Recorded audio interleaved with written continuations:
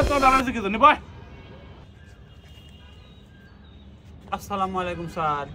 ওয়ালাইকুম সালাম। শতানের কথা শতানরা, তোর তো ছুটি মেলা খালু, কুরবানির ছুটি তো ভালোই খালু, গোস্ত টোস্ত খাই মোটা হয়ে যাচ্ছ। সোহাগ তো জিপিএ 9 পাইছে। ওর প্রশ্ন কবলায় সাকলাইন। জি স্যার। তো কিছু প্রশ্ন করবো, রেডি তো? করেন স্যার। ওকে।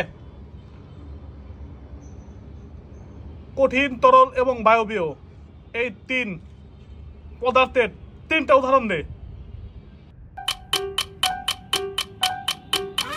স্যার স্যার প্রথমটা স্যার কঠিন পদার্থের উদাহরণ স্যার গু গু স্যার, যখন কষা হয় শক্ত বানায় না স্যার, সেই কষ্টে বার করা লাগে স্যার, ওটা স্যার নিশ্চিত স্যার কঠিন পদার্থ।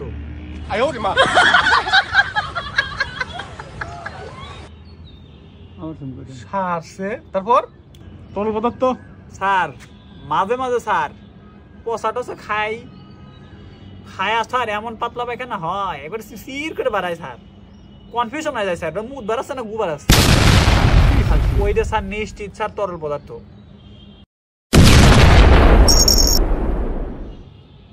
নিশ্চিত। তারপর ক ক স্যার একটু স্যার দেরি করেন স্যার, কামিং সুন। আবার আবার ধৈর্য কিসের রে আই শতান।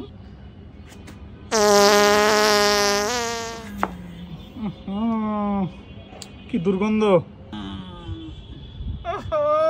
এত জঘন্য তোরা।